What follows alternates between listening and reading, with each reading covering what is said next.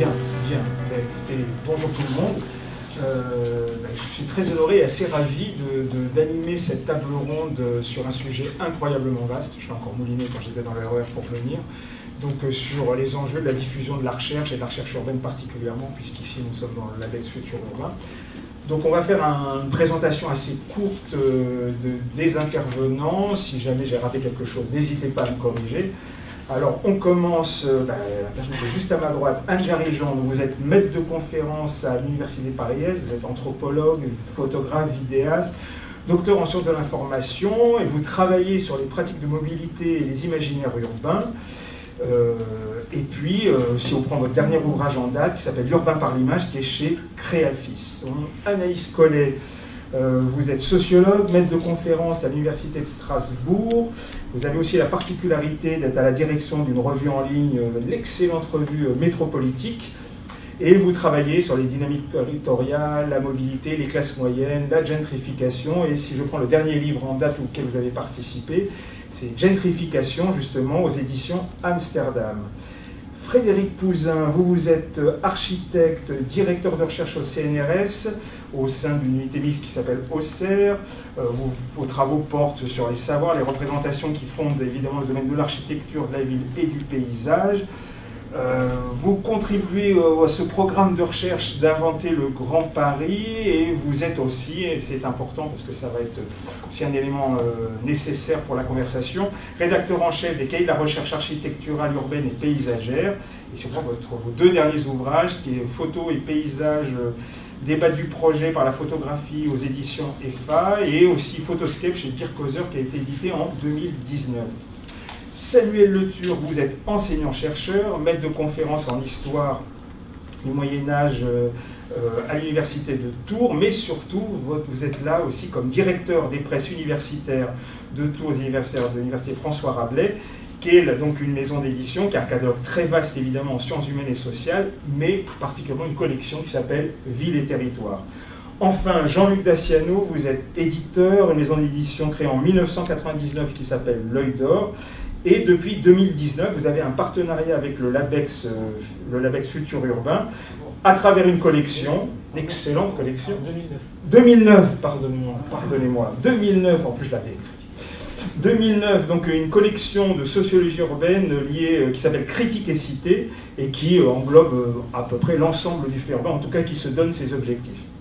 Et je voudrais donner d'abord la parole à Anaïs Collet et Frédéric Pouzin, qui sont un peu à la frontière de la production universitaire et de l'édition.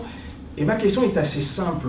Devant le paysage divers, global et complexe dans lequel se trouvent les capacités de production de recherche urbaine, comment on se dépatouille quand on écrit de la recherche urbaine et qu'on essaye de la publier? La question porte du coup sur comment on se débrouille comme auteur.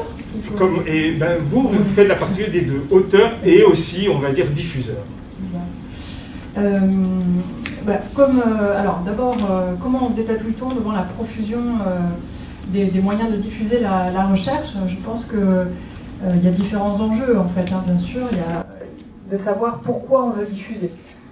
Est-ce que c'est la reconnaissance académique dont on a besoin, la reconnaissance de nos pairs, et ne pas se cacher les enjeux derrière de CV académiques qui sont absolument indispensables pour la carrière.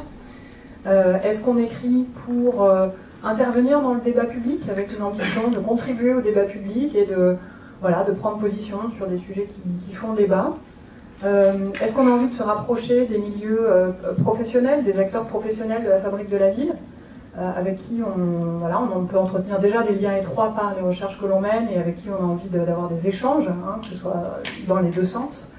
Voilà, donc je pense qu'il faut se poser vraiment la question de pourquoi on écrit, pourquoi on diffuse, et vers qui. Et bien sûr, à partir de ça, le support, le format vont évidemment énormément varier. Alors par rapport à ça, du coup, pour prendre des exemples du coup comme auteur, je peux témoigner justement un petit peu de ces différents registres possibles, avec un premier livre tiré de ma thèse de doctorat de sociologie, publié à la découverte et qui me permet d'avoir une reconnaissance académique qui ne repose pas uniquement sur le livre, parce que nous avons toujours besoin de publications dans des revues scientifiques et comités de lecture, bien sûr, mais qui voilà, est valorisé dans le champ académique. Un ouvrage, celui que vous avez cité aux éditions Amsterdam, qui se veut à mi-chemin entre le travail vraiment académique et puis le grand public. Mais finalement, c'était aussi le cas avec la découverte. C'est l'idée de ne pas s'en tenir aux articles académiques et de se dire on veut être compris et lu par des gens qui n'ont pas le temps de lire des articles académiques, c'est-à-dire l'immense majorité des gens. Donc soit on s'adresse uniquement à nos pairs, à ce moment-là les articles scientifiques ça va bien, soit on veut parler à d'autres gens, à ce moment-là on écrit des ouvrages. Donc, et pour moi c'était un plaisir et c'est vraiment un souhait de ma part de m'adresser pas seulement à des collègues, mais aussi à des lecteurs plus variés et de réussir à dire des produits de la recherche, des résultats de la recherche dans un langage simple. Voilà. Et puis un troisième ouvrage finalement qu'on a publié dans des presses universitaires, aux presses universitaires de Lyon, sur la notion, la catégorie, le mot de bobo, et qui finalement se voulait un ouvrage un peu d'intervention, et qui à mon sens était du coup pas forcément très bien placé, enfin voilà, était peut-être un petit peu entre deux. Alors, à la revue Métropolitique, du coup, nous on s'est fixé effectivement un objectif assez clair, assez simple, qui est de intervenir dans le débat public sur les questions urbaines et territoriales, en s'appuyant sur tout ce que la recherche produit, mais aussi en permettant à des praticiens, voire à des élus, de eux aussi écrire, et donc d'essayer d'avoir ces échanges dans les deux sens, entre le monde des praticiens et le monde des chercheurs. L'idée, pour pouvoir être lu par des non-universitaires, c'est des formats courts. Voilà, c'est la première chose. On sait que la question, c'est celle du temps et celle du caractère compréhensible, digeste de nos publications. Donc, on n'y arrive pas toujours, mais l'objectif, c'est vraiment d'avoir des papiers courts, 3-4 pages maximum, écrits dans un vocabulaire relativement simple, avec des termes qui sont explicités, avec peu de références bibliographiques, le moins possible. Et puis, du coup, on travaille nos auteurs, parfois on leur fait du mal, on les contraint, en leur demandant de choisir parmi la multitude de résultats qu'ils ont, un résultat qui leur semble vraiment intéressant de partager avec ce public plus large et de mettre en avant, de ne pas en passer par la revue de littérature en début d'article, on coupe systématiquement, et voilà, d'annoncer en fait dès les premières lignes de l'article l'idée qui va être défendue, ce qu'on ne fait pas quand on fait un article scientifique, ou en tout cas c'est pas comme ça qu'on le construit. Voilà, donc du coup c'est un positionnement qui nous a aussi conduit à faire le choix du numérique, donc c'est une revue qui est 100% en ligne, il n'y a pas de format papier, avec un rythme de publication très régulier et très soutenu, 2 papiers par semaine, au début c'était 3, c'est un travail assez considérable derrière, et puis une revue qui est 100% gratuite aussi, ce qui suppose après derrière de trouver des modes de financement, et donc en fait la revue tient principalement grâce à l'engagement de la trentaine aujourd'hui de membres du comité de rédaction qui travaillent sur leurs heures personnelles à éditer des papiers.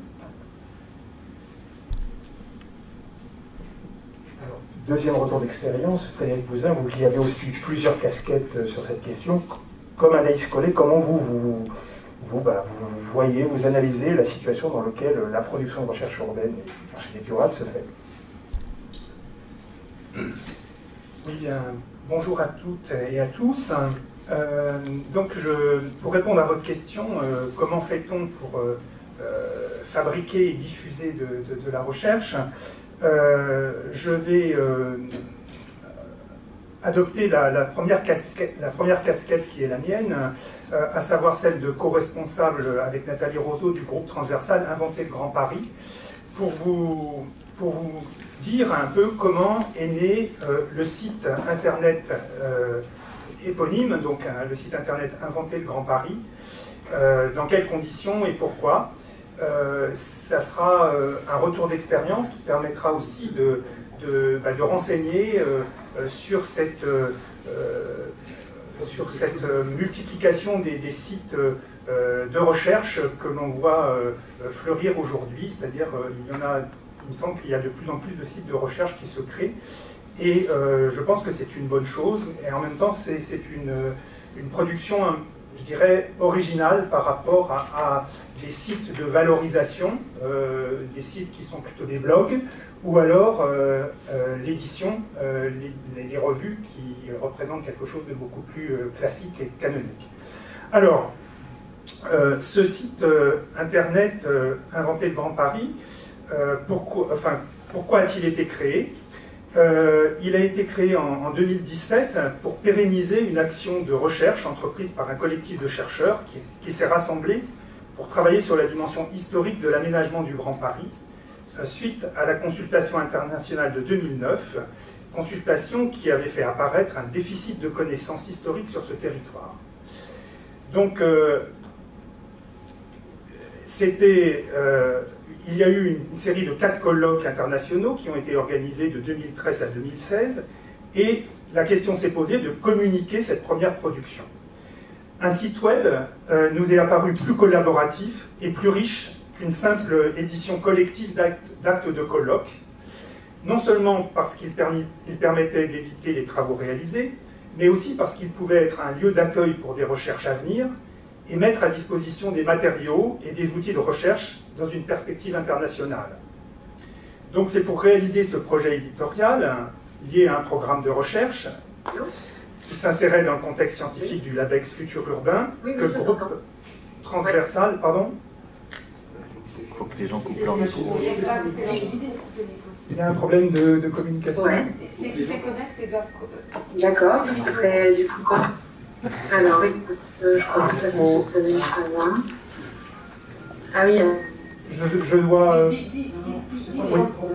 Dis-les couper les micros. J'ai pas compris. Tous ceux qui sont... Est-ce que les personnes en distanciel peuvent couper leur micro, s'il vous plaît? Donc, Ah d'accord, il y a des phénomènes d'écho, c'est ça? Non, vous devez bien couper les micros. Non, mais il a su le faire. ça y est. Ok, c'est bon? On aura coupé le micro. Bon, Désolé, cher Frédéric. Allez-y. non, mais... Alors, je vais reprendre le fil de ma pensée. C'est donc pour réaliser ce projet éditorial lié à un programme de recherche, dans le contexte scientifique du LabEx Futur Urbain, que le groupe transversal Inventer le Grand Paris a été créé. Alors, le site web s'est avéré un outil de structuration de la recherche. Il permet de faire converger des travaux de toute une communauté scientifique qui s'intéresse à l'histoire des grandes métropoles, soucieuse d'expliquer les enjeux et les contraintes qui pèsent actuellement en mobilisant l'histoire. Il offre un cadre à chacun des objectifs principaux qui sont poursuivis par le programme de recherche. Alors, ces trois objectifs sont les suivants. Un premier objectif qui consiste à produire un référentiel historique de recherche sur l'histoire du Grand Paris et les regards croisés avec les autres métropoles. Ça a donné lieu à une section qu'on a appelée Panorama. Donc ce référentiel, il se construit sur une sélection rigoureuse et problématisée qui, on l'espère, contribue à la gouvernance métropolitaine en fournissant aux acteurs des contenus fiables.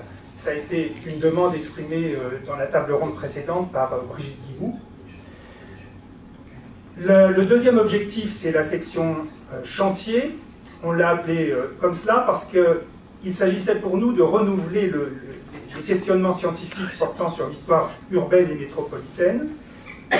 Renouvellement qui s'appuie sur des séminaires de recherche, des journées d'études qui sont initiées collectivement ou individuellement par les membres du groupe ou d'autres chercheurs désireux de s'associer à cet objectif. Alors, ces journées d'études font l'objet d'une transcription et d'un suivi d'un travail éditorial conséquent pour être mis en ligne. Et puis, le troisième objectif, il s'agissait de constituer un inventaire des sources et des mémoires attachées à l'histoire de la métropole. Donc, il fallait produire un corpus de fonds associés aux problématiques de recherche développées, accessibles sur le site. Ça a donné lieu à ce qu'on a appelé la section corpus. Actuellement, un atlas des plans du Grand Paris est actuellement en cours de réalisation. Une base bibliographique a été réalisée qui est consultable, manipulable en ligne. Alors, le site, par son existence même, participe de la volonté d'intégrer les humanités numériques au programme de recherche. Alors, il se pose néanmoins un problème en ce qui concerne l'évaluation des productions publiées sur ce type de site. Aujourd'hui, la publication sur un site en ligne est considérée comme une action de valorisation de la recherche et non comme une production de recherche en tant que telle. Donc, c'est du moins ce que suggèrent les plateformes comme le RIBAC, qui recense la production des chercheurs, ou alors les classements de l'HCERES. Dans la mesure où il y a un véritable travail éditorial de réaliser, sous la houlette d'un comité de lecture, avec des allers-retours avec les auteurs, il n'y a pas de raison, à mon sens, de ne pas considérer ces publications sur des sites de recherche au même titre que des articles publiés dans des revues à comité de lecture. Donc il faut faire évoluer les usages dans ce domaine. Alors, si j'en viens maintenant à l'aspect visuel, au design du site, je dirais qu'il a fait l'objet d'un soin particulier. Et cette dimension visuelle, je pense qu'il faut la prendre tout à fait au sérieux. Et c'est le cas également pour les revues en ligne. Mais c'est peut-être un sujet sur lequel on pourra revenir par la suite. Voilà. Et alors justement, vous tendez la perche pour Anne Jarijon, qui effectivement, vous dans vos productions, vous sortez entre autres de la réalité de l'écrit. Alors comment vous, dans le cadre de la diffusion, et après on donnera la parole aux éditeurs, voir comment eux, dans leur propre retour d'expérience, vous voyez, je dirais, cette masse incroyable qui est devant nous pour pouvoir produire des travaux de recherche urbaine, quelles que soient les thématiques, et évidemment, en prolongeant ce que dit Frédéric Bozin, quel que soit le support. Démasqué pour parler, merci beaucoup pour l'invitation et pour la question. Alors peut-être que je vais tenter là une réponse en deux crans. D'abord à titre personnel, moi je suis donc anthropologue, mais je viens des sciences de l'information et de la communication, et ça m'a donné dès le départ une sensibilité assez grande. Voilà, même si c'était pas mes objets de recherche à proprement parler à l'époque, mais en tout cas dès le départ une sensibilité à la question des formats, à la question des publics aussi, et puis à la question de la vulgarisation, de la médiation, de la diffusion. Moi, j'arrive dans le monde urbain avec tout ça, et je vais y entrer par un prisme un peu particulier qui est de s'interroger sur la poétique des savoirs, l'esthétique de l'enquête, comment on fabrique de la recherche, comment on écrit de la recherche, non seulement pour la diffuser, mais déjà pour l'écrire, pour la fabriquer. Et dans le cadre du LabEx, on a pu dès le début en fait créer un collectif. Enfin, on l'appelle désormais collectif, ça se détache un peu de l'appellation groupe transversal, qui s'appelle Penser l'urbain par l'image, et dans lequel ce qui caractérisait toutes les chercheuses et chercheurs que nous avons réunis de différentes disciplines et laboratoires, c'est que nous étions toutes et tous également productrices ou producteurs d'images. Photographes, vidéastes essentiellement. Et c'est vrai qu'on a vu un intérêt assez grand dans le champ de la recherche urbaine à positionner une réflexion sur la photographie et la vidéo dans un champ qui est plus largement dominé par la cartographie, avec laquelle on dialogue et on travaille aussi, bien sûr. Alors nous, ça nous a aussi conduit à explorer des formes alternatives à l'écrit de recherche, bien qu'on le pratique évidemment intensément. Et dans ces formes alternatives, il va y avoir la question de comment publier des images, comment mettre à disposition des corpus visuels. Donc on a aussi travaillé sous la forme de performance, d'exposition. Moi, personnellement, je fais des films, donc la question, c'est de savoir comment ces films vont pouvoir exister sur différentes scènes, dans le monde du cinéma, d'une part, documentaire, et puis dans le monde académique, où à la fois ils sont très bienvenus, mais toujours entachés d'un certain soupçon. Est-ce qu'ils sont suffisamment scientifiques? Est-ce qu'ils sont... Enfin voilà, on se trouve souvent à travailler avec des objets qu'on pourrait appeler hybrides, que nous on a bien appelé précaires, mais dans un sens plutôt positif de cette précarité, c'est-à-dire qu'ils sont difficiles à classer au départ. Et c'est vrai que, peut-être je reviendrai plus tard sur les sites internet, on en a fait plusieurs dans le cadre de Penser l'urbain par l'image, et c'est vrai que le soutien du LabEx pour ça était important, parce qu'il nous fallait des moyens, et parfois on n'a pas toujours eu tous les moyens, donc on s'est débrouillé différemment. Et les projets auxquels on s'est attaché pouvaient être soit vraiment des projets de médiation scientifique. Le cadre du pari du genre dont parlait Claire Ancoac tout à l'heure, c'est vraiment comme ça que le site a été pensé et conçu. Et d'ailleurs, on l'a créé avec des étudiants d'une formation de l'université qui s'appelle Culture et métiers du web. Donc même le processus de fabrication se situait dans une démarche de transmission et de collaboration. Alors dans ce site, il y a plein de choses différentes. Et par exemple, on peut accéder à un de mes films, toutes choses égales par ailleurs, que je ne situe pas du tout, moi, dans la catégorie vulgarisation scientifique, qui est pour moi une écriture de recherche à part entière. Mais ce site, il a bien été pensé pour toucher des publics particuliers, en particulier sur la question du genre, où tout le monde, quand on commence à s'y intéresser, a l'impression qu'il n'y a rien de disponible. Et donc, l'idée, c'était de pouvoir créer une sorte de plateforme de référence à destination des professionnels, des journalistes, des urbanistes, des architectes, mais aussi des étudiantes et des étudiants. Donc là, on avait une idée assez claire quand même du public.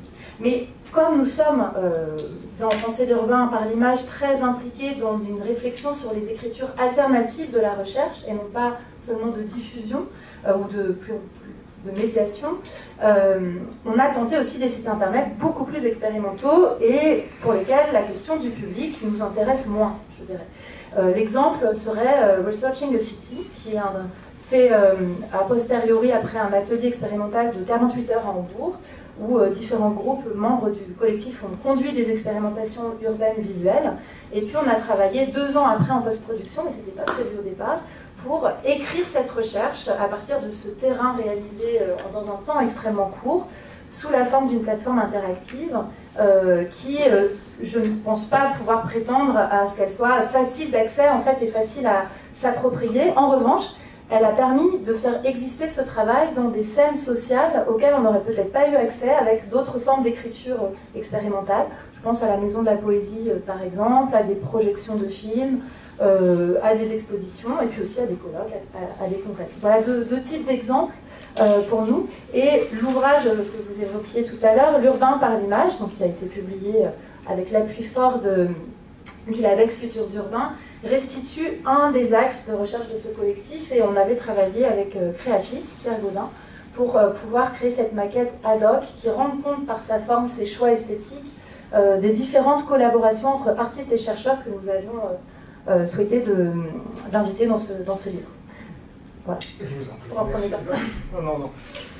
En tout cas, avant de passer la parole aux éditeurs, on voit bien que, le chercheur vit avec son temps, ça n'en a aucun doute, donc le mythe de la tour d'ivoire s'effondre à chaque fois, pour ça j'avais aucun doute. Et puis surtout, ça me sous-entend une autre question auquel on va peut-être répondre aussi, c'est que je ne suis pas sûr que la recherche urbaine, comme d'autres d'ailleurs, ont vraiment un problème de diffusion en soi, puisque les choix sont colossaux, c'est peut-être comment faire le tri entre tout ça. Alors justement, quand vous entendez ça, les deux éditeurs, enfin quand cette casquette-là, comment vous, dans la logique un peu plus en aval, je ne sais pas si un mot aval est adapté, dans cette logique qui est un peu plus en aval, c'est-à-dire donc un coup de cette masse d'informations, de la retraduire pour en faire un objet livre, ou autre d'ailleurs, comment vous, de votre côté, même question, vous dépatouillez avec tout ça. Samuel Le Turc. Oui, bonjour. Justement, je crois beaucoup à la complémentarité en réalité. Donc je pense que c'est ça qu'on peut peut-être voir. Alors je dirais que personnellement, je représente peut-être la forme la plus classique et la plus traditionnelle de l'édition dans ce domaine comme dans d'autres, puisque je dirige une presse universitaire, la presse universitaire François Rabelais. C'est la maison d'édition de l'université de Tours. C'est donc une maison d'édition qui a été fondée en 2002. Et en fait, elle a été fondée, comme dans beaucoup d'universités, pour essayer de fournir aux chercheurs et enseignants-chercheurs un service commun d'édition, en quelque sorte, qui apporte un outil mutualisé d'édition, une aide pour les équipes de recherche de l'université. Donc ça, c'était l'origine. Entre 2002 et aujourd'hui, évidemment, les choses ont beaucoup évolué. Alors, en fait, comme beaucoup de maisons d'édition de presse universitaire, on a commencé, alors moi évidemment, c'est pas, moi j'ai l'époque, j'étais pas né presque, je dis ça pour rigoler, je veux dire, j'étais pas encore à l'université de Tours. Ça a commencé de manière très artisanale, et en particulier donc avec un manque de professionnalisme, tout simplement, les métiers n'étaient pas présents, beaucoup d'artisanat, et puis donc une nécessité fait loi, et progressivement donc il y a eu une montée en compétences. Et monter en compétences, et je dirais, ce qui est très intéressant à l'université de Tours, c'est aussi un apprentissage collectif, à la fois de la part des presses universitaires, mais aussi en interaction avec les chercheurs et les enseignants-chercheurs pour apprendre finalement ce qu'est l'édition. L'édition, c'est pas seulement faire un objet, l'édition, c'est le diffuser.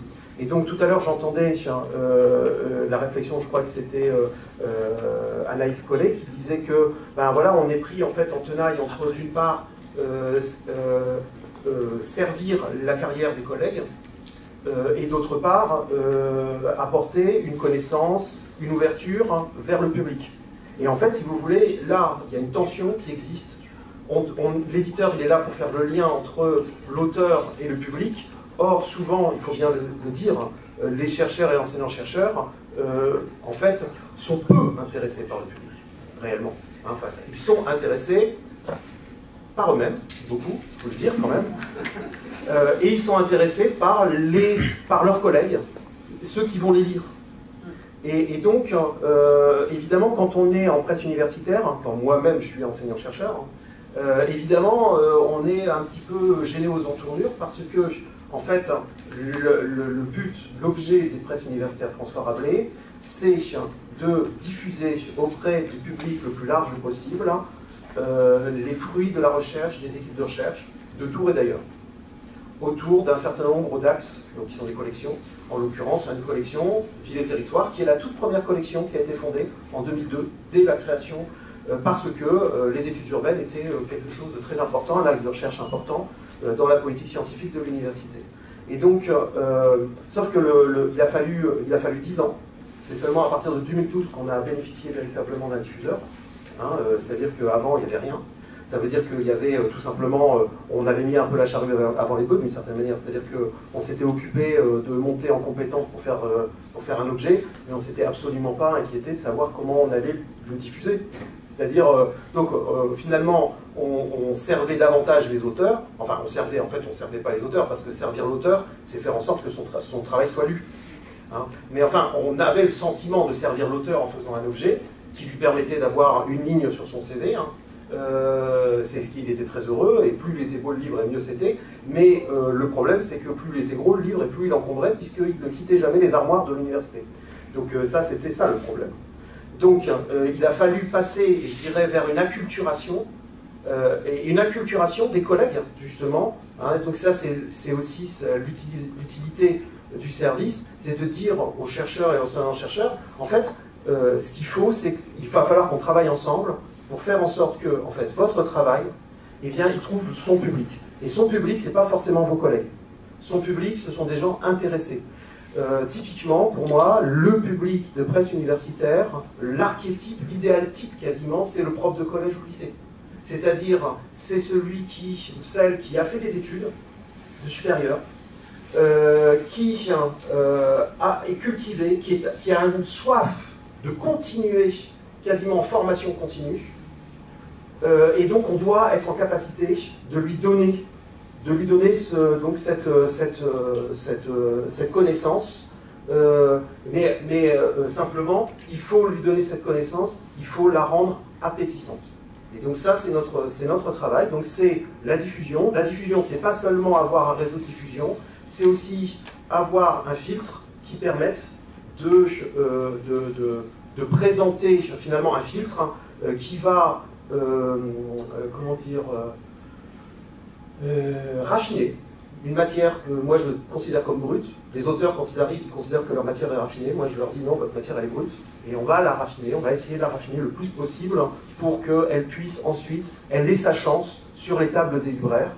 Et on disait tout à l'heure, il y a 2000 nouveautés par mois. Par semaine. Par semaine. Que dis-je ? Le livre, en gros, quand il arrive chez les libraires, déjà s'il y arrive, quand il est sur une table, dans un rayonnage, il est tout seul pour se défendre.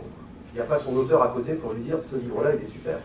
Donc, comment faire pour que le lecteur potentiel, d'abord il sache que le livre existe, il le repère, et quand il le regarde, il a envie de l'ouvrir, et quand il l'ouvre, il a envie de l'acheter. Donc voilà un petit peu, je dirais, l'approche que j'ai déjà du monde de l'édition. C'est en tout cas comme ça qu'on travaille. J'ajoute une chose qui est très importante et qui explique aussi peut-être les motivations, c'est que le service des presses universitaires François Rabelais est un service qui doit s'auto-gérer, et qui soit s'auto-gérer, s'auto-financer. Ça c'est très important parce que ça veut dire que, et ça tout de suite, ça nous ramène tout de suite à l'objectif premier, qui est non pas de faire la carrière de chercheur ou d'enseignant-chercheur, mais qui est de faire passer son savoir vers des auteurs, vers des lecteurs. Donc, et en fait, hein, c'est comme ça aussi qu'on se finance, et c'est ce que je dis aussi, hein, on est, quand quelqu'un achète le livre, en fait, il participe au financement du PUF. C'est une forme de crowdfunding. Voilà. Donc voilà. Alors, comme on a la chance d'avoir un spectre large, tant dans la production universitaire et ses modes de diffusion aussi dans l'édition, donc j'espère qu'il me prendra pas mal. Donc nous avons aussi un petit éditeur, mais indépendant, qui donc doit trouver aussi son modèle économique. Alors Jean-Luc Daciano, dans cette diversité, je dirais presque dans ces marécages de diffusion de textes, de la profusion, comment un petit éditeur se dépatouille avec la recherche urbaine? Bonjour à tous, merci pour l'invitation. Je vais essayer de répondre à cette question, mais du coup je vais être obligé d'apprendre un peu en amont. Parce que quand on est un éditeur qui n'est pas un éditeur universitaire, donc un éditeur généraliste qui publie aussi des sciences humaines, l'Œil d'Or a un catalogue d'à peu près 110 titres. La part fiction, c'est 15-20 titres, donc le reste, c'est des textes universitaires, des textes d'anthropologie, de musicologie, autour de la danse, etc. Enfin, il y a pas mal. On a 8 collections.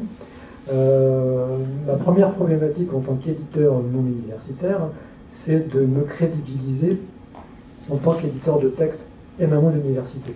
Il y a très longtemps, j'avais Vincent Monadec, ex-président du CNL, m'avait commandé une étude pour savoir pourquoi les bibliothécaires n'achetaient pas les livres des éditeurs indépendants et principalement les essais. Et les bibliothécaires m'avaient répondu, on a un problème de marque, de label, c'est-à-dire que par exemple on n'achètera pas les livres de l'Harmattan parce que l'Harmattan, il n'y a pas de comité éditorial, il publie tout et n'importe quoi, donc nous en tant que bibliothécaires, on n'est pas en mesure de juger la valeur du contenu, la valeur du propos, donc on va acheter des marques qui ont déjà une reconnaissance. Donc on va acheter la Découverte, on va acheter les presses universitaires, on va acheter ce genre de choses, mais on n'achètera pas un éditeur qu'on ne connaît pas, parce qu'on n'est pas capable, nous, en tant que bibliothécaires, de juger de la validité du propos.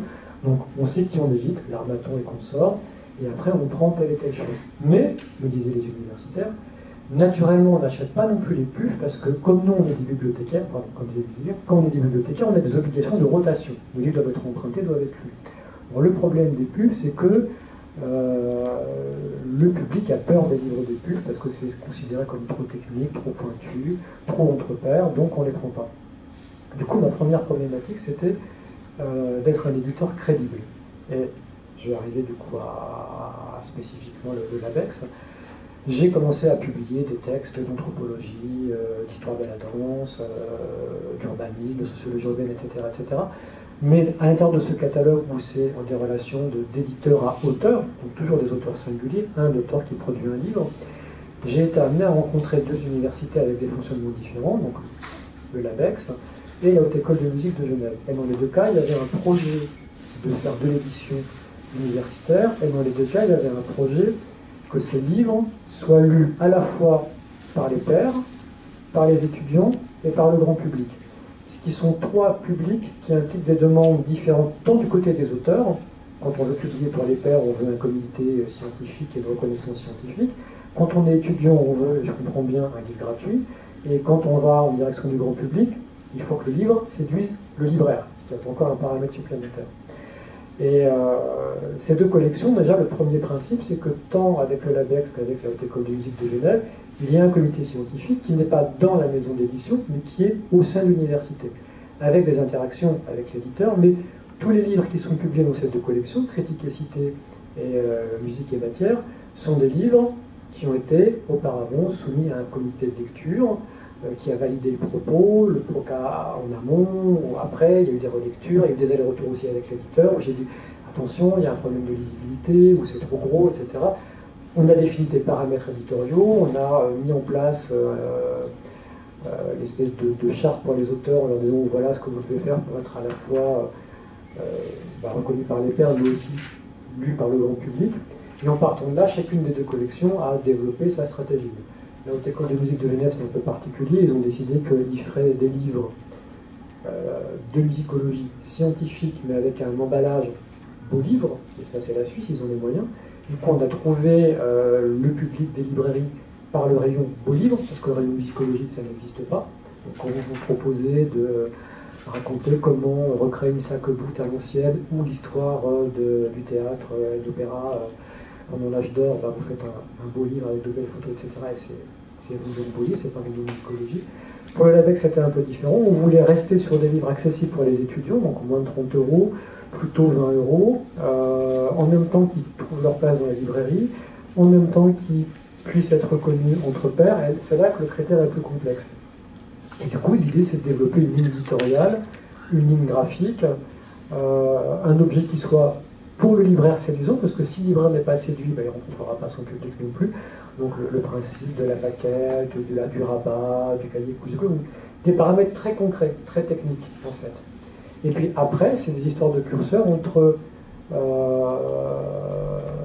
comment faire pour vendre des collectifs. Parce que pareil, il y a un public qui existe pour les livres qui sont signés par un auteur, mais globalement, en dehors des étudiants, il n'y a pas de public pour les collectifs. Or, la recherche est souvent faite de manière collective.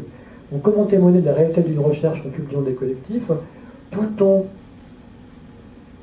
allant vers le grand public. Et le grand public, alors ça va être en effet les étudiants et puis les professeurs de lycée ou de collège, mais ça peut être vraiment l'individu lambda qui va être intéressé par un sujet. Alors là, on va sortir un dictionnaire de la marche en ville. Le livre va intéresser les chercheurs, il va intéresser les étudiants, parce que chaque entrée du dictionnaire, c'est un peu l'instant T de la recherche avec ses bibliographies. Il va intéresser les marchands, mais il va aussi intéresser les politiques ou les sociologues qui vont avoir on essaie d'agrandir le champ. Dans les projets à venir, il y a un livre qui est coordonné par Michel Agier sur les migrants à Paris. C'est un livre de sociologie urbaine, mais c'est aussi un livre politique. Et c'est aussi un livre qui va intéresser des librairies qui sont des librairies politiques ou des rayons politiques sur les enjeux migratoires, on essaie d'agrandir comme ça. Mais l'idée, c'est d'arriver, en amont, nous, on a en tant qu'éditeur un travail à faire de crédibilité, c'est-à-dire être un éditeur crédible pour qu'on ne desserve pas les auteurs qu'on publie, et ensuite, de notre côté, donner à ces textes un emballage très concret, très physique, pour leur permettre de sortir de l'économie de l'entre-soi, aller sur les tables des librairies, et sur les tables des librairies, à la fois séduire le libraire et séduire le lecteur, ce qui n'est pas tout à fait la même chose, mais l'un n'est pas possible sans l'autre. Alors, en vous écoutant tous, je n'avais pas prévu ça, mais c'est pas plus mal. D'une certaine façon, je m'aperçois à quel point chacun, à son niveau, a je vais faire une répétition, un niveau de compétence très élevé, pas uniquement, évidemment, sur la production, ça j'ai aucun doute, mais sur la façon, évidemment, de diffuser de la recherche, et à quel point vous essayez d'épouser différentes formes de médias ou de médiums pour pouvoir faire passer le savoir et potentiellement toucher un public pas forcément plus large, que ce soit les pairs ou un public, on va dire, plus général. Alors, ma question, au final, est assez simple, c'est de se dire comment se font les choix. C'est-à-dire que maintenant que quand vous avez la matière, à partir de comment vous fonctionnez en train de vous dire, bon, à ce moment-là, ça, on peut peut-être le passer en ligne, ça fera l'objet d'un site internet, quelque chose où le niveau de censure même, en se disant ça ne sera pas pour le grand public, ce n'est pas grave, avec les temporalités évidemment qui vont avec, enfin toute la complexité de la situation. Moi, ce qui m'intéresse maintenant, c'est pour vous, comment vous voyez cette diffusion de la recherche et les choix que vous opérez. Qui commence? Allez, j'arrive, allez-y. C'est vrai, vous n'auriez pas dû me regarder. Ah, c'est ça. Juste avant de répondre à la question, il y a quelque chose qui me paraît important dans la question des publics. De mon point de vue, et ça dépend, ça vient du champ de recherche, des objets sur lesquels je travaille, c'est que pour moi, il y a un intérêt immense à ce que dans les publics possibles, il y ait les enquêtés possibles. C'est-à-dire qu'on n'est pas dans des démarches de recherche, quand on fait de l'anthropologie, qu'on travaille auprès des habitants, qu'on travaille notamment avec l'image autour de questions de population invisibilisées, précarisées, etc. Pouvoir rendre quelque chose et faire avec, c'est absolument fondamental, c'est une éthique de travail et c'est aussi une des raisons du choix de l'image, parce que ça permet, pas toujours, il faut travailler pour ça, d'associer plus directement les publics.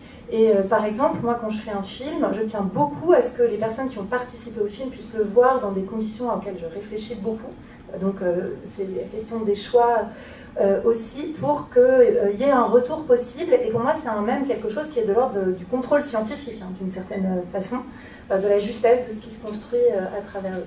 Alors, dans les choix, donc voilà, c'est peut-être une façon de répondre sur les choix. Oui, vous me tendez la perche, ça me fait penser, est-ce que c'est réfléchi déjà en amont, c'est-à-dire dans le spectre qui est devant vous de possibilités de diffusion, est-ce qu'au moment où on produit, déjà, c'est en tête? Dans mon cas, oui. Il y a une préfiguration de ce que... Mais ça ne veut pas dire que ça va se faire. Ça va se faire comme ça.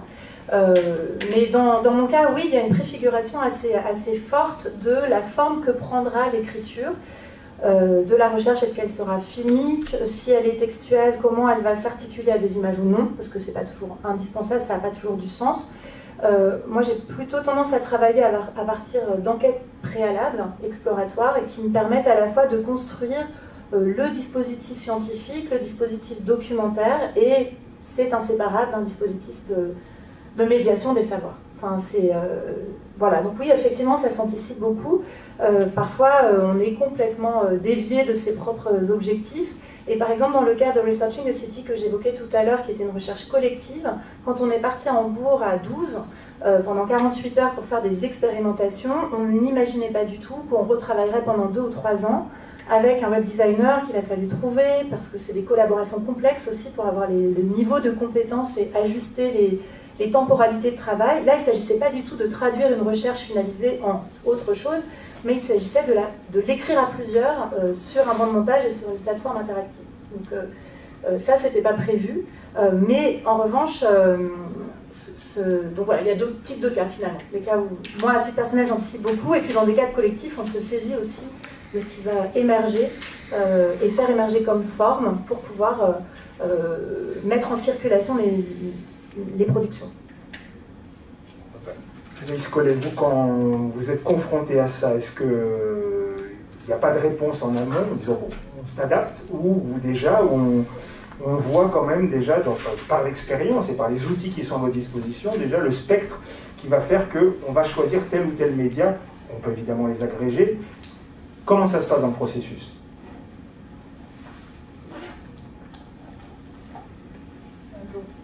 La question porte donc sur le choix de ce qu'on publie.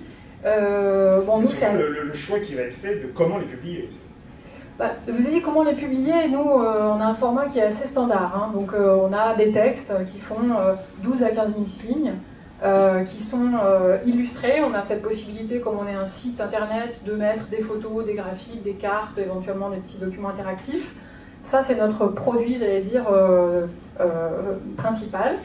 Phare, voilà. Après, on a des interviews qui peuvent être des interviews vidéo montées avec des petites capsules vidéo de 4 minutes, en général 3-4 minutes, à chaque fois une question, une réponse à une question. Ça, c'est possible aussi. Et puis, on essaye de développer d'autres formats. Donc, on a eu pendant longtemps un partenariat avec des photographes qui nous proposaient, un photographe nous proposait une série sur un thème, et on proposait à un chercheur d'écrire sur ce thème et de mettre en dialogue les photos et le texte. Ça c'est un peu tari, mais ça reprendra sans doute. Et là, on explore la création d'une web radio avec une émission régulière dédiée aux questions urbaines. Donc, on peut explorer, on a la possibilité technique, matérielle, d'explorer différents formats. Donc ça, c'est assez excitant. Mais c'est sûr qu'on reste sur la base, pour l'instant en tout cas, du texte écrit et du texte de format court, accessible. Alors, le choix évidemment du format dépend un petit peu de la personne, de l'auteur en fait, qu'on va solliciter. Par exemple, les interviews, ça peut être avec quelqu'un qui a envie de développer un propos un peu plus long que ce qu'il pourrait faire en 3-4 pages. Ça peut être avec un praticien ou un élu qui n'a pas le temps de prendre la plume, mais qui a des choses à dire, et avec qui ça va être plus simple. Voilà. On s'adapte aussi au public et à l'auteur et à ce qu'il a à dire. Après, comment on choisit les auteurs qu'on fait écrire et les thématiques? On est un comité de rédaction, on est 30, on est géographe, urbaniste, historien, philosophe, sociologue, politiste, économiste. J'en oublie sans doute, philosophe, j'ai déjà dit, paysagiste, architecte. Voilà, on représente vraiment beaucoup de disciplines.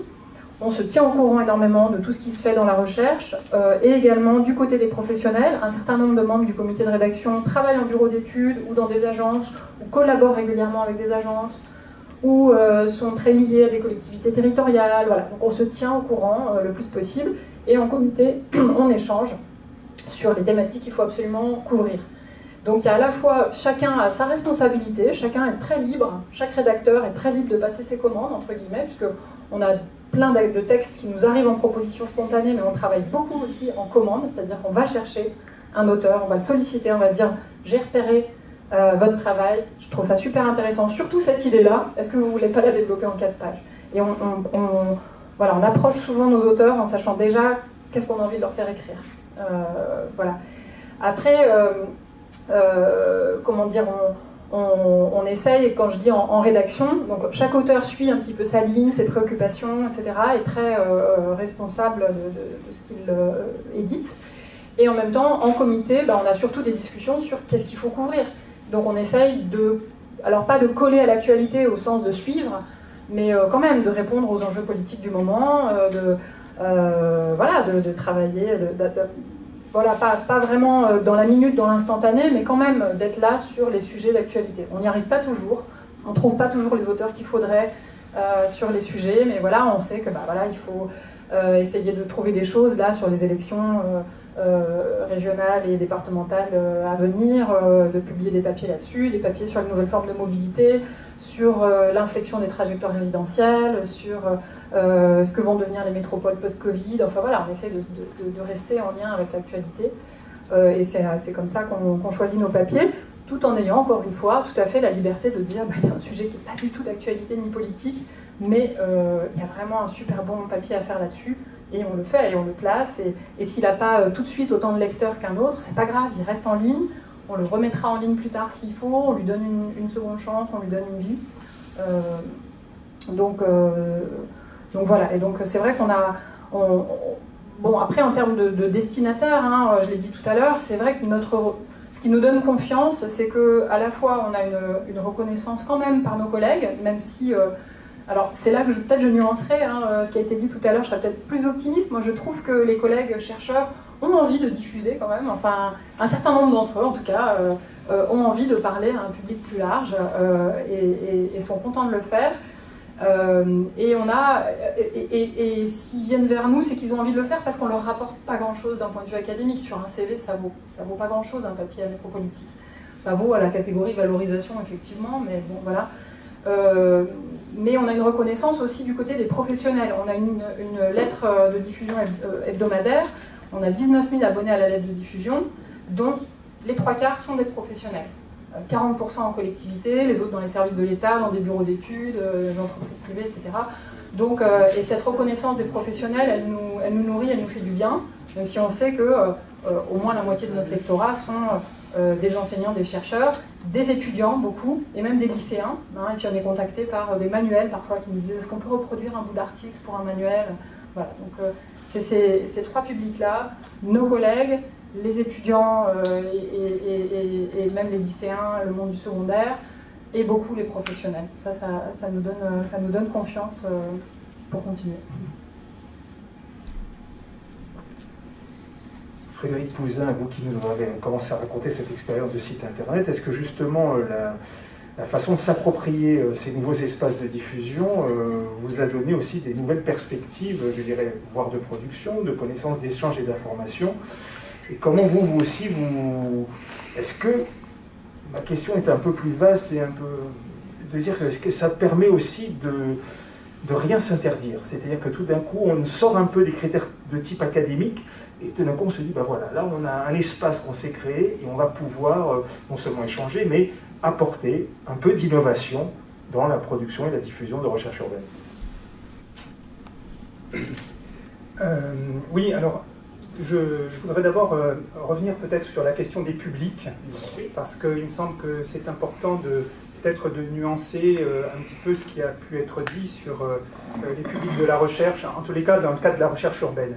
Il me semble que la recherche urbaine, elle est par essence pluridisciplinaire, donc déjà elle s'adresse à des publics intellectuels, de chercheurs assez variés, et donc on est déjà dans une enfin, la question de l'entre-soi se pose déjà dans des termes différents voilà, d'un monde disciplinaire beaucoup plus cloisonné. Par ailleurs, la recherche urbaine, elle est composée aussi pas uniquement de chercheurs, il y a des partenaires, il y a des acteurs multiples, il y a les professionnels, il y a les politiques, et donc quand on publie, on s'adresse à tous ces gens-là, on s'adresse à ce public-là. Donc, c'est pas le grand public qu'on a forcément en tête, mais c'est un public quand même assez diversifié. Et je crois que justement, quand on publie aussi bien sur un site internet que dans une revue comme les cahiers de la recherche architecturale, urbaine et paysagère, il y a tout un travail éditorial soigné, précis, qui prend beaucoup de temps, auquel on consacre beaucoup d'énergie, qui consiste à justement mettre en forme les résultats de la recherche pour qu'ils puissent être communiqués dans une formulation qui soit accessible par le plus grand nombre. Et donc on est très attentif justement à des questions stylistiques. C'est une recherche l'écriture est un véritable travail d'écriture. Et je crois qu'il faut en être conscient. Et les comités éditoriaux, les comités de lecture jouent un rôle très important. Au sein des cahiers de la recherche architecturale urbaine et paysagère, les membres du comité de rédaction partagent tous cette envie d'avoir des articles qui soient soignés, où on est vigilant sur la forme, on évite le jargon, etc. etc. Alors, bon, après, je voudrais dire aussi quelque chose sur peut-être en ce qui concerne non pas le public, mais le lectorat. Je dirais que aussi bien dans mon expérience de production de sites web que de mon expérience de rédacteur en chef, je dirais qu'on a le souci de construire un milieu quand on publie. C'est-à-dire que, en fait, je l'ai dit pour le site internet, l'idée est de s'adresser à une communauté et de faire un peu milieu, c'est-à-dire qu'il y ait que le site soit repéré comme quelque chose auquel on puisse s'identifier. Et donc on y publie bien évidemment des résultats de recherche sous une forme canonique, c'est-à-dire sous forme d'articles, mais aussi on y publie des choses beaucoup plus hétérogènes, beaucoup plus inattendues. Et c'est ce qu'on appelle les ressources. C'est ce que l'on met à disposition, ce sont les matériaux. Par exemple, une bibliographie raisonnée sur la recherche urbaine, sur le grand XXe siècle. Donc c'est un matériau qui est mis à disposition d'un public. Alors, on ne sait pas quel est ce public, hein, et c'est effectivement peut-être des chercheurs, mais pas forcément, pas uniquement. Je pense qu'il peut y avoir aussi, je pense que des acteurs de l'aménagement peuvent y trouver leur intérêt. Voilà. L'Atlas des plans, c'est aussi un objet qu'on a l'intention de mettre à disposition. Dans la revue Les Cahiers de la Recherche, on a aussi une rubrique matériaux qui consiste à mettre à disposition des matériaux pour la recherche, c'est-à-dire des choses un peu brutes, mais qui peuvent présenter de l'intérêt parce que ce sont soit des productions antérieures que l'on a pu oublier, ce sont des textes qui n'ont pas été traduits, que l'on traduit, etc. Voilà. Après, je voudrais peut-être aussi dire un mot sur le format de la publication, c'est-à-dire la version en ligne ou la version papier. C'est assez... alors là, je vais m'appuyer sur l'expérience des Cahiers de la Recherche parce que c'était une revue papier qui est passée en ligne. La formule en ligne offre une grande souplesse. Elle permet justement de publier des dossiers, mais aussi on a des rubriques qui sont publiées au fil de l'eau, donc on a des temporalités différentes, des choses qui n'existent pas pour le papier. Donc on tire parti de la souplesse, de la malléabilité qu'offre la version en ligne, mais en même temps, on est un peu nostalgique du papier et on se pose la question de produire un ou 2 numéros papier par an. Alors pourquoi? Parce qu'en fait, on se rend compte que produire un numéro papier, enfin produire une revue papier, c'est pas la même chose que d'avoir un dossier en ligne. Un dossier en ligne, les lecteurs vont accéder aux articles à travers les titres des articles, à travers les noms des auteurs, mais ils n'accèdent pas à travers le tout que constitue un dossier. Et je pense que la revue papier, elle a le mérite d'incarner dans un objet, justement, ce quelque chose qui fait qu'un numéro de revue fait un point sur un sujet, ou, j'allais dire, produit un état du savoir à un moment donné, qui fait qu'on peut avoir envie de l'avoir sur ses étagères. Et en tous les cas, on va l'annoter, on va le manipuler, on va y revenir, enfin, de manière très différente de la façon dont on entre en relation avec une formule en ligne. Donc cette dimension du papier, voilà, elle revient par la bande. Alors en plus, on s'est dit qu'elle était importante parce qu'elle permet de figurer sur les étagères des grandes bibliothèques. Donc ça permet d'avoir une visibilité que ne permet pas la version en ligne, évidemment.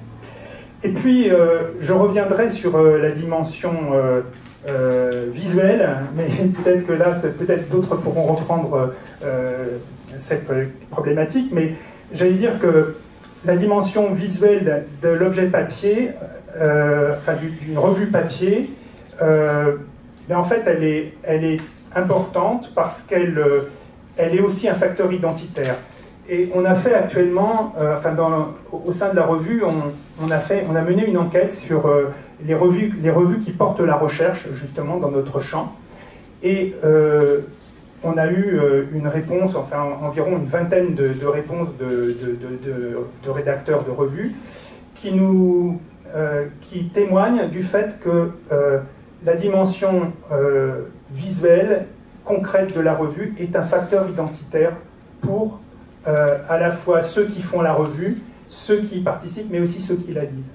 Voilà. Donc c'est un point qui me paraît important de ne pas oublier, d'avoir en vue. Et je dirais que quand on est passé sur une plateforme en ligne, là les choses ont été beaucoup plus contraintes parce qu'on n'avait absolument pas la main sur la dimension visuelle, puisqu'on s'est inscrit dans une plateforme collective qui diffuse beaucoup de revues en sciences humaines et sociales, qui est la plateforme Open Edition. Alors, il y a un constat assez implacable en vous écoutant, c'est que on voit à quel point, moi j'avais peu de doutes, mais en tout cas à quel point non seulement le dynamisme des chercheurs à produire et à, entre guillemets, épouser tous les services, les outils qui sont à leur disposition et de l'optimiser au maximum. Si on avait un doute là, on a effectivement un début de réponse et c'est franchement plutôt très encourageant. Alors justement, la parole vient à l'éditeur. Quand on voit bien en écoutant nos camarades chercheurs à quel point ils essayent d'épouser, de s'adapter, voire même d'anticiper tous les outils qui sont à leur disposition, quand on est dans un travail, on va dire un métier, pardonnez-moi, c'est le temps de dire ça, c'est vous qui allez prendre la main tout de suite, on dit plus classique, qui fait du livre papier, qui moi personnellement me tient très à cœur, mais comment on refait son travail d'éditeur et de diffuser de la recherche quand justement on a ce spectre incroyable et dont les acteurs eux-mêmes s'en sont emparés avec joie et enthousiasme. Oui, alors je dirais d'abord, c'est une chance, c'est-à-dire cette multiplicité des supports, hein. Donc la revue, différents types de revues, la revue de recherche, la revue plus de synthèse qui s'adresse à un public plus large, donc le site internet, donc le format multimédia, le livre, qu'il soit papier ou électronique, la revue, qu'elle soit papier ou électronique. Je dirais que c'est une chance, et je pense aussi que c'est une révolution éditoriale, véritablement, et qui pour moi, je pense, aussi importante que l'imprimerie au XVe siècle. C'est-à-dire que ça nous amène, en fait, à une démultiplication des possibilités de publier, déjà, hein, c'est-à-dire qu'on a support vraiment extrêmement étendu, beaucoup plus étendu que les collègues des années 70-80 pouvaient l'avoir. Donc déjà, je dirais pour un éditeur, c'est beaucoup plus facile parce que, en fait, si on dit à un auteur, à la suite d'une décision prise en comité éditorial, ben on est désolé, mais on ne peut pas prendre votre projet, en fait, on peut ensuite travailler avec lui à voir quelles sont les possibilités autres qui se présentent. Et ça, c'est vraiment extrêmement intéressant. Et ça fait aussi qu'il n'y a pas de sanction. C'est-à-dire que c'est ce que je dis toujours aux auteurs, aux collègues qui viennent, et je leur dis, mais attendez, on n'est pas le bon canal. Il y a autre chose à faire avec votre travail. Et donc, nous, notre travail au Presses universitaires François Rabelais aussi, c'est d'être aussi du conseil. Et de dire, et donc là, pour le coup, par rapport à Ville et Territoire, on travaille beaucoup, bien sûr, avec les gens de l'universitaire à Tours, et puis aussi avec la MSH Val-de-Loire, pour justement faire des propositions alternatives. Alors, évidemment, ce n'est pas nous qui allons nous en charger, mais en fait, on montre le champ des possibles qui existent. Donc ça, c'est une première chose. Alors après, le livre, il est papier, il est électronique aussi en réalité. Hein. Donc là, on a parlé d'Open Edition. Il y a Open Edition Books, hein, il y a Journals, il y a Books. Donc nous, on travaille avec Open Edition Books.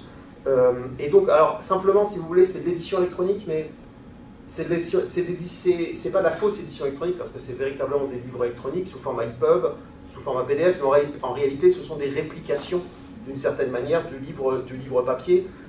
On est dans quelque chose qui est une réplication du format. On n'est pas dans la, entre guillemets, vraie édition électronique, c'est-à-dire celle qui va en quelque sorte, faire passer le livre en 3 dimensions. Hein. Je dirais, là, on est sur un livre en 2 dimensions.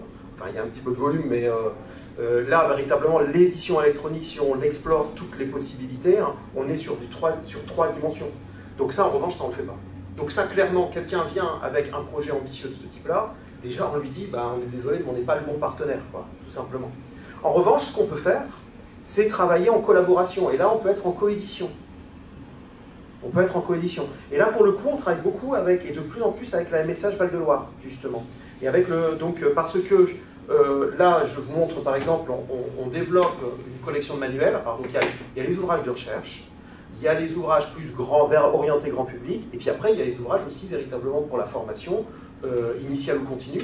Donc là, par exemple, manuel de sociologie des mobilités géographiques. Et là, véritablement, celui-là, on l'a conçu, donc évidemment avec les 3 auteurs, mais aussi avec la MSH Val-de-Loire, pour enrichir le livre par des capsules vidéo. Et là, on est en vraie coédition, c'est-à-dire que nous, on édite, on sait on fait le travail qu'on sait faire, et la MSH Val-de-Loire fait le travail éditorial qu'elle sait faire, et en l'occurrence, c'est créer justement ces captures vidéo, ces captures multimédia, et cet enrichissement du livre papier ou électronique. Donc, je pense que on est en capacité, justement, je dirais, d'hybrider tous ces différents supports, et on ne peut pas tout faire. Donc nous, clairement, quand on ne sait pas faire, quand on n'est pas intéressé, quand ça ne rentre pas dans notre ligne éditoriale, on dit on ne prend pas, tout simplement.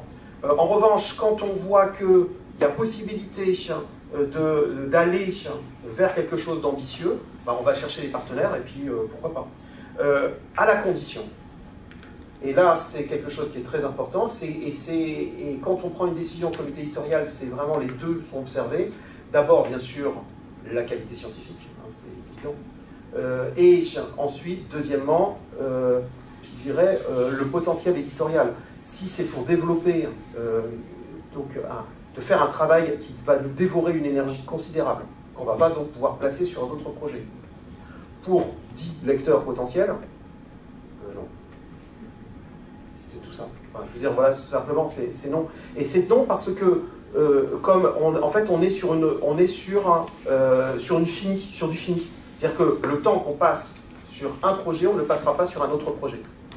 Et donc, d'une certaine manière, on réfléchit aussi à ce genre de choses. Jean-Luc Daciano, vous qui avez, quand vous avez lancé votre maison d'édition, je parle sous votre contrôle, mais dans une vision peut-être classique de ce que pouvait être l'édition, quand vous voyez en voyant le côté positif, ce dynamisme incroyable qui se fabrique autour de soi, comment l'éditeur, lui, un peu comme Samuel, même question, va recomposer le jeu? Alors, moi, je suis un peu, pas réticent, parce que j'aime bien tout ça, mais un peu perplexe sur les modèles économiques qui s'en dégagent et les modèles intellectuels. On parle de la multiplicité des modes de diffusion des plateformes. En fait, de manière très concrète, on a le choix entre faire un livre papier qui implique d'avoir donc la fabrication d'objets maquettes, et puis après, on a un imprimeur, un diffuseur, un distributeur et un libraire. Donc ça a un coût. Et ce coût, qui engendre des modèles économiques spécifiques, participe de la sélection des textes. C'est-à-dire que, en tant qu'éditeur, je vais avoir un budget pour faire tant de livres par an, mais je vais avoir aussi une matérialité papier, une matérialité physique, et en face de moi, un réseau qui n'est pas moi, une altérité, qui est le diffuseur, le distributeur et le libraire, qui sont capables d'intégrer une certaine quantité de production. Tu dis qu'il y a 2000 livres par semaine, ou même 2000 par mois, ou 2000 par jour. C'est pas le problème. Un individu lambda, quand il lit plus de 100 livres dans l'année, c'est un très grand lecteur. Avant, c'était 70 bouquins par an, maintenant c'est 50. Le temps de lecture, il est réduit, et le temps physique de fabriquer concrètement, physiquement un livre, il est réduit. Moi, tout d'un coup, on me dit, voilà, avec une plateforme numérique, quand tu sors un livre, ça va te coûter le temps de travail éditorial, maquette comprise. Par contre, ça va te coûter 0 à imprimer, ça va te coûter 0 à diffuser, ça va te coûter 0 à vendre puisque tu ne paieras pas le libraire. C'est quand même un peu ambigu. Le premier malaise que j'ai par rapport à ça, c'est qu'il m'est déjà arrivé qu'on me dise, tiens, regarde ce projet, il est invendable, mais t'embête pas, mets-le sur le net. Et comme je disais en amont, moi, mon premier travail, quand j'ai monté ma maison d'édition, ça a été de me créer une réputation, que mon nom soit un label.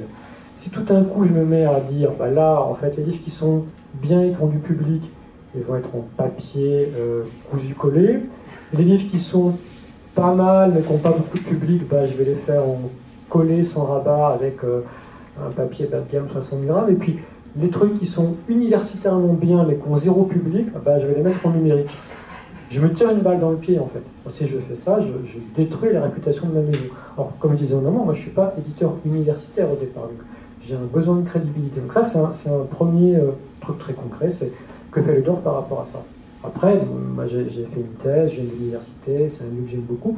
Idéologiquement, je pense que tous ces livres devraient être en open source pour les étudiants.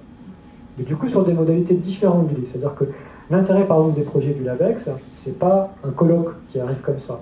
C'est un projet qui a été pensé en amont sur une thématique, qui a réuni des chercheurs transversaux. On s'est dit, on va faire tel temps de recherche, et le livre qui sort, c'est à l'instant T un état critique et scientifique sur tel sujet, et qui fait le tour de ce sujet. Et le livre est une globalité.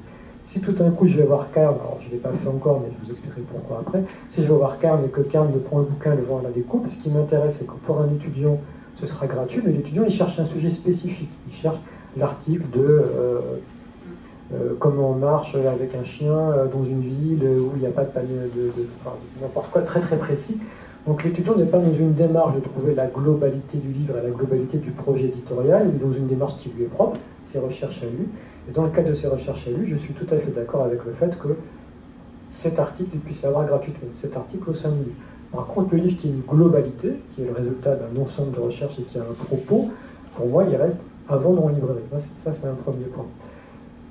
Deuxième point, quand on fait un livre qu'on le vend en fichier, du coup par des interfaces de vente de fichiers, Kindle, Amazon, machin, etc., on tombe sur des problèmes juridiques. C'est-à-dire que quand une bibliothèque universitaire achète ce fichier, elle n'est pas propriétaire du fichier, elle est propriétaire d'un droit d'usage.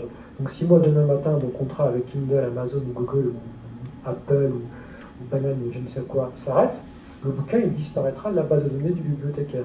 Donc ça, c'est quand même une particularité. C'est-à-dire que, qu'est-ce que ça veut dire que de vendre en numérique quand on n'est pas propriétaire à 100% de sa chaîne? Si le bibliothécaire, il achète le PDF sur le site de l'Œil d'Or, il est à lui. Mais s'il l'achète sur le site de n'importe quel gros groupe international, il n'est propriétaire que d'un droit d'usage. Donc il y a une disparition de nous. Là, moi, je suis pas à l'aise, en fait, par rapport à ça.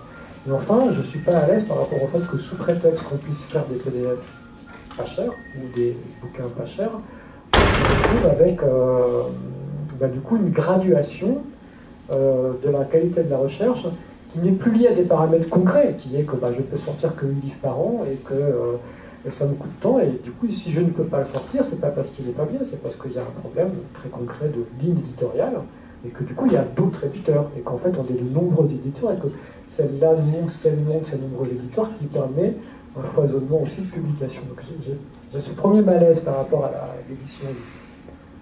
Le deuxième malaise, c'est des problématiques, alors ça c'est très temporaire, de droit. J'ai sorti un bouquin autour de la pensée breton avec 2 laboratoires du CNRS, et les 2 laboratoires ont par rapport à ça une politique différente. L'un des 2 conditionne son financement au fait que le livre soit en open source, et l'autre laboratoire conditionne l'édition sur le fait que je fasse un contrat d'auteur auprès de chaque auteur en leur garantissant la propriété et la rémunération du bouquin. Et en fait, les 2 laboratoires sont sur des demandes différentes. Donc moi j'ai biaisé, j'ai dit en fait, le livre est fourni gratuitement à qui me le demande. Mais du coup, il n'est pas en ligne. Enfin, voilà, mais c'est très ambigu. C'est très très ambigu. La Haute École en Suisse, à terme, ils ont pour projet que toutes les productions universitaires soient en open source. Du coup, ils me l'annoncent en amont, c'est pas pour tout de suite. Ils disent, du coup, nous, notre projet éditorial papier avec toi, c'est que on va encore monter en qualité. L'édition papier sera vraiment une édition qualitative, beau papier, belle production, etc. Et nous, te financera en amont en partant du principe que tu ne publies plus pour les librairies, tu publies pour les bibliothèques en fait. C'est-à-dire qu'il y a vraiment une... Mais par contre, on te paye le travail éditorial qui te permet de faire un objet qui sera une belle maquette avec un suivi, une correction, des allers-retours, etc. Donc on rit. Donc pour revenir en amont sur la question du choix, moi en fait ce qui me fait choisir les textes, c'est des paramètres concrets. Je sors tant de livres par an. J'ai telle matérialité, j'ai tel réseau de diffusion-distribution. Si je dis à mon diffuseur-distributeur, cette année j'ai 15 livres de sociologie urbaine, il va me regarder, il va me dire ah non, moi je t'en vends pas 15, c'est pas la peine. C'est très concret. Donc du coup, ces éléments concrets m'amènent à faire un choix sur à la fois ce qui me plaît, c'est-à-dire que je peux défendre personnellement, ce qui peut rentrer dans les paramètres concrets de ce qu'est un éditeur avec des partenaires extérieurs qui sont le diffuseur, le distributeur et le libraire.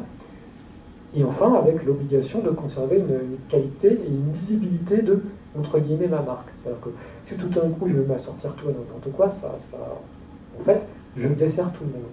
Et sur le numérique, j'ai vraiment une inquiétude sur la possibilité que ce numérique gratuit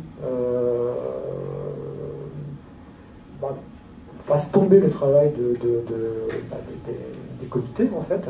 Et puis après, il y a un autre truc que vous avez très bien cité, c'est que en fait, quand on est en numérique, alors soit on est en numérique sur son propre site, et si on a les moyens, on est maître de son esthétique, soit on se retrouve sur des plateformes, et là, la plateforme, en fait, il n'y a plus d'esthétique. On est sur un paramétrage extrêmement précis, extrêmement concis, la plateforme veut ça, et ça donne ça, et du coup, toute la production éditoriale devient visuellement la même.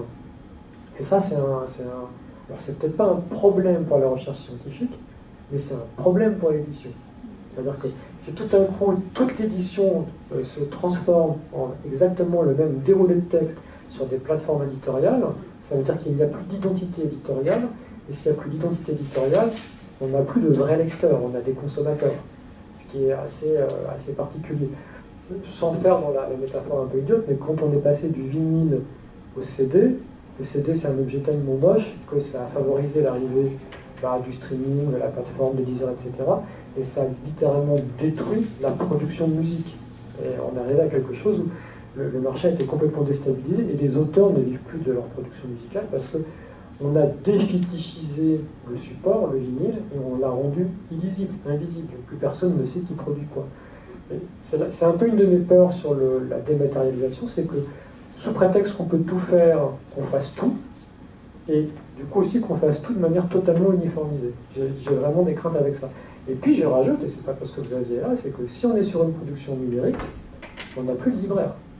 On n'a plus de libraire, on n'a plus d'interface avec le grand public. On est uniquement dans c'est gratuit, c'est accessible, mais personne ne fera la démarche, personne ne fera le passeur pour que ce soit accessible à autre chose que des universitaires ou des étudiants. Ce qui quand même me gêne un peu. Et pour conclure, je suis désolé, je suis un peu long. Personnellement, je serais pour, à moyen terme, avoir l'objet papier qui a sa spécificité Et je serais tout à fait d'accord pour que, en même temps, de manière morcelée, le contenu soit gratuit dans le cas d'une interface étudiante, mais qui du coup, en effet, perd sa maquette, perd sa visibilité. Ce serait une addition d'usage, et non pas l'un à la place de l'autre.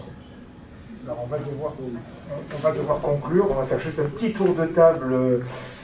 Je vais rester corporate en tant que libraire. Je vais garder ce qu'a dit Jean-Luc Daciano à la fin, et voir un peu quel serait pour chacun, dans le cadre de la diffusion de la recherche et de la recherche urbaine, pour vous, pour toucher, quel que soit le public, à peu près votre idéal type.